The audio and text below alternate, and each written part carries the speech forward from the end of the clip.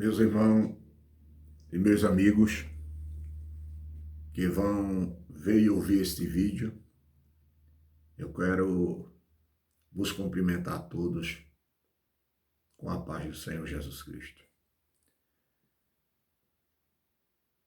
Estamos nesta madrugada para falarmos acerca de um livro muito importante na Bíblia Sagrada e a respeito de um homem que foi um marco na história da Bíblia pela sua retidão e sinceridade para com Deus. O livro que nós vamos deixar uma palavra para todos vocês é o livro de Jó, que se encontra na classificatória dos livros poéticos. O livro de Jó é um livro poético, é uma poesia, como é o livro dos Salmos, que é o inário do povo de Israel, Eclesiastes, Cantares de Salomão, que está incluído nos livros chamados poéticos. E o capítulo 1 do livro de Jó se inicia com algo muito importante. Por isso que eu peço a vocês que ainda não estão inscritos no canal, que se inscreva no canal, assista ao vídeo, deixe o seu like, coloque o seu comentário, porque este canal não é para falar de outra coisa, mas sim com relação à palavra de Deus, a mensagem de Deus para a humanidade, neste momento tão difícil que é do conhecimento de todos, que a população não só nacional, não só estadual, mas no mundo mundial enfrenta esta grande dificuldade. E o nosso país está vivendo um momento muito difícil em todos os aspectos de nossas vidas, não só produzido por essa pandemia, mas também pelo descaso das autoridades competentes e que tem mergulhado o país numa situação difícil, extremamente difícil, em todos os setores da sociedade. Eu quero deixar no livro de Jó, no capítulo 1, nós vamos ler alguns versículos, que se inicia dizendo o seguinte, o capítulo 1, versículo 1, havia um homem na terra de Uz, cujo nome era Jó, e este era homem sincero, reto e temente a Deus, e se desviava-se do mal. O livro se inicia falando desse homem chamado Jó, que era um homem de origem edomita, uma cidade do leste de Israel. Um pouco ao sul de Israel, no canto noroeste da Arábia. Jó vinha dessa localidade, dessa região. O nome de Jó, que significa hostilizado ou perseguido, vai demonstrar no decorrer deste livro o quanto este homem padeceu, o quanto ele sofreu, o quanto ele enfrentou dificuldade e teve perdas importantes na sua vida. Mas Jó, ele foi posto por Deus como testemunha da sua existência, do seu poder, da sua magnitude. Deus colocou Jó como testemunha. Jó era um homem importante na sua região, um homem rico, afortunado. Jó possuía 7.000 ovelhas. Ora, um homem que possui 7.000 ovelhas e também possuía 500 jumentas, se fosse nos dias atuais, era um dos maiores produtores de leite. Era um dos grandes donos de laticínio. Então era um homem muito rico. Jó possuía 3.000 camelos. Um homem que possui 3.000 camelos naquela época, que era o veículo terrestre de tração animal, é claro, se fosse nos dias atuais, 3.000 camelos, 3.000 veículos, Jó era um dos homens dono da maior frota de táxi ou Uber da nossa atualidade. Era um homem rico, porque ele tinha 3.000 camelos, que era o meio de transporte naquela época.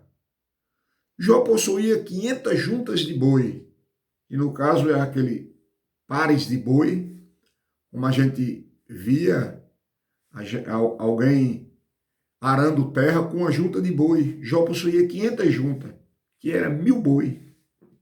Era um grande fazendeiro, um grande agropecuarista. E foi este homem que vivia nesta terra abençoado por Deus. Mas chegou um momento, vamos adiante.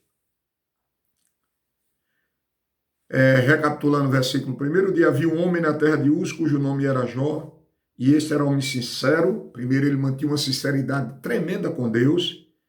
Ele era um homem sincero, ele mantinha uma sinceridade íntegra com Deus, que é algo que é muito salutar na vida do ser humano, é a sinceridade, porque quando o homem é sincero, quando o homem mantém sua sinceridade, ele é um homem respeitado, ele é um honrado, ele é um homem que quando fala, as pessoas sabem que pode confiar, porque no seu coração há uma sinceridade, ele é sincero. Quando não há uma sinceridade, o homem perde a credibilidade perante a sociedade, porque o que ele fala não produz confiança, porque ninguém confia, porque ele é um homem que não é sincero. Ele é um homem que não retém a sinceridade. Mas a Bíblia diz que Jó era um homem sincero. É o primeiro ponto. Reto. Era um homem de retidão, era um homem pleno, era um homem completo. Era um homem que possuía retidão nas suas atitudes. Podia-se confiar em Jó, porque Jó de fato era um homem reto. Era um homem que praticava a retidão, que era um homem honesto, era um homem íntegro, era um homem que se podia confiar. Terceiro, Jó era um homem temente a Deus. Ele temia a Deus. Ele respeitava a Deus, ele honrava a Deus. Temer não é ter medo. Temer é reverenciar, é respeitar, é honrar, é colocar Deus acima de todas as coisas. É reconhecer Deus como ser supremo. É temer, é respeitar, é honrar a Deus. E o homem honra a Deus principalmente com a sua vida, com as suas atitudes, com aquilo que ele produz com a sua vida. Então Jó era um homem temente a Deus. E sincero, reto e temente a Deus, o quarto ponto, e ele se desviava-se do mal.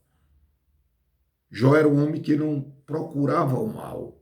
E se o mal viesse de encontrar ele, ele procurava se desviar do mal para praticar o bem. Porque o mal é oposto ao bem. O mal, ele não caminha paralelo ao bem. O mal, só se vence o mal com o bem. E ele se desviava-se do mal. O mal vinha em sua direção, ele se desviava. E se você só se desvia do mal praticando o bem, você só se desvia do mal feito praticando o bom feito. E era essa a atitude de Jó. E nasceram-lhe 7 filhos e 3 filhas, e era o seu gado 7.000 ovelhas.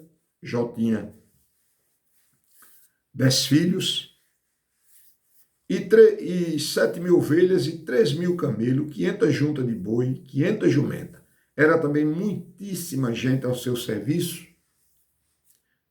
de maneira que este homem era maior do que todos do Oriente.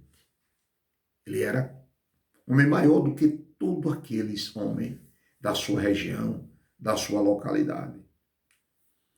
E seus filhos faziam banquete em casa de cada um no seu dia, enviava e convidava suas 3 irmãs, comer e beberam com ele. Sucedia, pois, que tendo decorrido o turno do dia de seus banquetes, enviava Jó e os santificava, e se levantava de madrugada a oferecer holocausto, segundo o número de todos eles, porque dizia: Jó, porventura pecaram meus filhos e blasfemaram de Deus no seu coração. Assim o fazia Jó continuamente. Era um pai de família zeloso, que zelava pelos seus filhos, que tinha uma preocupação com as festividades que os seus filhos praticavam, fazia, participava. e ele achava que aquilo era um pecado contra Deus, então Jó descia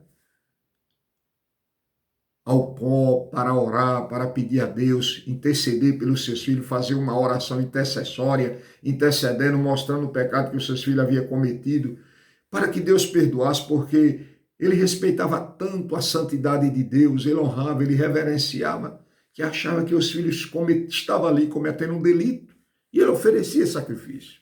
E vindo um dia que os filhos de Deus vieram apresentar-se perante o Senhor, veio também Satanás entre eles. Então o Senhor disse a Satanás, de onde vem?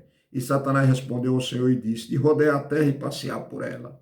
E disse o Senhor a Satanás, observaste tu a meu servo Jó, porque ninguém há mais.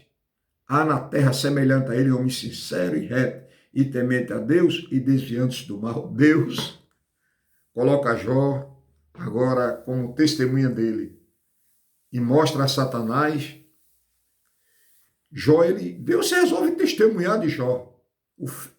Deus resolve ser o fiador de Jó. Está vendo aquele homem ali? Aquele homem ele é íntegro. Está vendo aquele homem ali? Aquele homem me respeita. Está vendo aquele homem me adora, me reverencia, ele é sincero comigo, ele é temente. Está vendo aquele homem? Ah, aquele homem, ele de fato me serve. Deus testemunha de Jó para Satanás. Segundo os grandes escritores, esses filhos de Deus que vieram se apresentar eram anjos caídos. Eu não vou entrar nesse tema, porque é um tema que requer um debate maior, e o tempo aqui será um vídeo curto. E ele veio se apresentar e Deus resolve ser fiador de Jó. Está vendo aquele homem? Observaste ele? Observaste Jó? Primeiro Deus interroga ele, de onde vem? E ele diz qual é a sua missão, que nós sabemos que é essa. De rodear a terra e de passear por ela. E vem de lá, vem. Observaste lá um homem chamado Jó, meu servo. Homem íntegro, homem temente, sincero, se desvia do mal. Ninguém há na terra como ele. Aí, Satanás decide começar a fazer acusações contra Jó, que é o que ele faz. Mesmo que ele não encontre, mas ele faz. A acusação a Jó, ele achou que o que estava no coração de Jó era isso que ele pensava. Então respondeu Satanás ao Senhor e disse, porventura teme Jó a Deus? Ah, debalde. Porventura não cercaste tudo de bem, ele e sua casa, e a tudo quanto tem? A obra de suas mãos abençoaste, e o seu gado está aumentando na terra. Mas estende a mão, toca-lhe, em tudo quanto tem verá, se não blasfema de ti na tua face. Ele disse que a fidelidade de Jó estava atrelado nos bens materiais. Como eu de... Na verdade, existem muitas pessoas hoje que servem a Deus, que colocam o nome de Deus em todas as coisas, mas quando está numa situação muito boa, financeiramente, quando está muito bem, mas quando ele não está, Deus para ele não existe. Ah, porque Deus abençoa A, B ou C e não me abençoa, porque Deus faz por A, B ou C e não me abençoa. Como se a pessoa que não é rico, como se a pessoa que vive com um salário ali pequeno, vivendo uma vida digna, não seja abençoado por Deus. Os maiores homens mais ricos do mundo não são crentes, não têm um temor a Deus. Muitos são ateus, muitos não creem em Deus, muitos zombam, escarnecem de Deus e são milionários. Isso não significa bênção de Deus. A riqueza, só a riqueza não é uma bênção. Isso não quer dizer que quem tem muito é abençoado e quem tem pouco não é abençoado. Pelo contrário, às vezes a pessoa tem muitos bens e está com o coração distante de Deus. E às vezes a pessoa tem muito pouco e o coração está próximo de Deus. Aquele moço rico estava muito longe de Jesus.